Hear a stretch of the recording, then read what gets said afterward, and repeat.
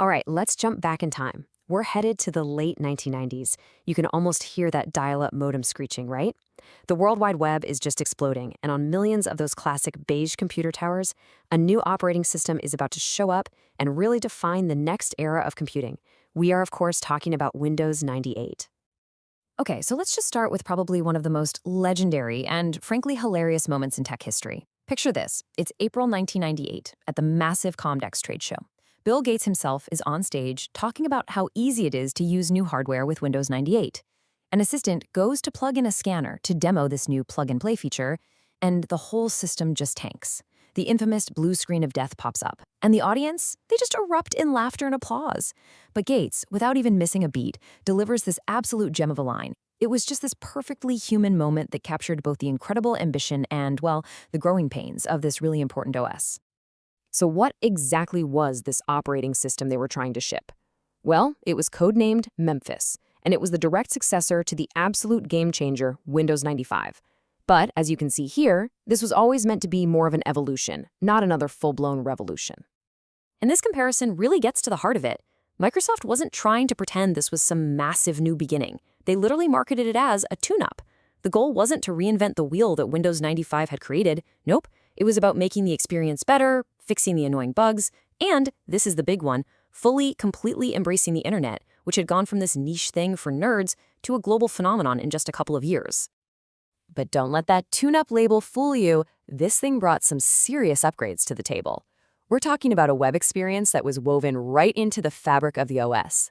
Way better support for that newfangled thing called USB and compatibility with new toys like DVD players. And under the hood, you had huge foundational changes like the Windows driver model and these essential tools like Disk Cleanup and Windows Update, a lot of which, we still use in some form today. But really, all those tune-ups, all those improvements, they were all serving one central mission: to completely blur the line between your computer and the World Wide Web, to bring the internet right onto your desktop. And the star of this show was a feature called Active Desktop. Now, this was a wild idea back then. The thinking was, why should your desktop just be a static picture with some icons on it? With Active Desktop, it could be a living, breathing web page. You could have a news ticker running, stock quotes updating in real time, or your favorite website just there, no browser needed. It was Microsoft's big vision of a future where your local computer and the global internet were all just one seamless thing. And to make it all happen, Windows 98 came loaded with a full toolkit to get you online. Right out of the box, you got Internet Explorer 4, the email client Outlook Express, a chat program, and even NetMeeting for online video calls. This all-in-one package was absolutely key to making the internet something that millions of new people could actually access and use. And to really get a feel for the era, you just have to look at how Microsoft was talking about this brave new online world. This is a real headline from their website in early 1999.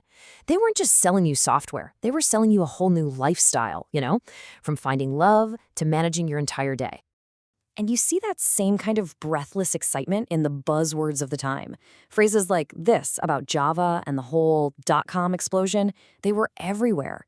It just perfectly captures that feeling of hype and potential, where it felt like these new web technologies were the key to unlocking some kind of futuristic, totally connected world. But, trying to mash all this new technology together, that wasn't exactly easy.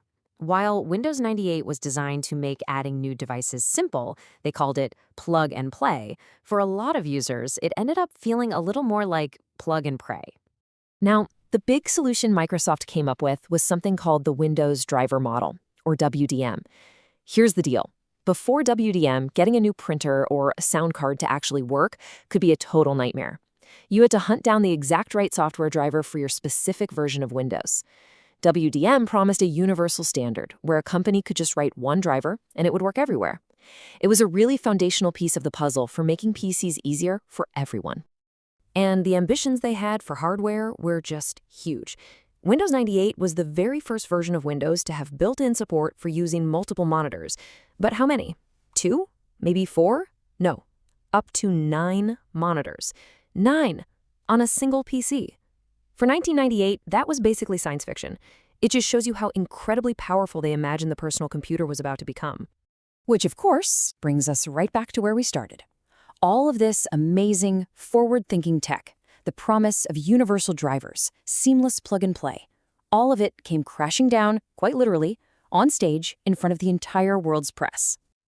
That blue screen of death wasn't just some random glitch. It was the perfect symbol for the whole era. The technology was moving so fast, and the dream of a perfectly stable, easy-to-use computer was still just that, a dream.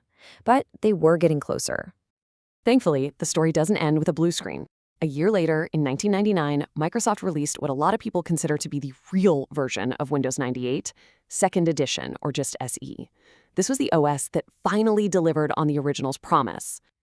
So let's look at the big upgrades. It came with a much better Internet Explorer 5, improved support for fast hardware like FireWire, and just a ton of bug fixes. But the killer feature, the absolute game changer, was internet connection sharing. This let a whole house full of computers share one single dial-up internet connection. For families that were starting to have more than one PC, this was absolutely revolutionary. And get this, here's a fun little fact that shows you just how crucial SE was for stability. The original version of Windows 98 had this memory bug that would cause the whole system to crash if you left it on for exactly 49.7 days. Windows 98 SE fixed that, along with countless other little problems, making it the solid, reliable operating system that people really remember. So, when you put it all together, what is the lasting impact of this so-called tune-up? I mean, how did it really set the stage for the computers we're all using today? Well, what's really interesting is that even though it sold like crazy, 15 million copies in its first year, Windows 98 actually lived in the massive shadow of its predecessor for a while. A full year after it launched, Windows 95 was still the main operating system out there by a huge margin. It took a while for people to make the switch. But boy, did it have staying power. Microsoft kept providing support for Windows 98 all the way until July 2006. Think about that for a second. It was supported for 8 full years, well into the era of Windows XP. That just tells you how many people really relied on it and for how long. Ultimately, the legacy of Windows 98 is in all the features it introduced or made popular that we now just completely take for granted. Windows Update, keeping your system safe, those cleanup tools, multi-monitor support, sharing your internet at home, and the driver models that make today's hardware just work without a fuss. All of these things have their roots right here in Windows 98. Which, of course, leaves us with one big question. Microsoft called it a tune-up. And sure, in a lot of ways, it was. But by putting the internet at the absolute center of the experience, and by laying all that critical groundwork for hardware and software, it did something much, much bigger. It was the bridge. It was the bridge that carried millions of people from the offline world of the early 90s into the connected online world that we all live in today. And that's a legacy that's a whole lot more than just a simple tune-up.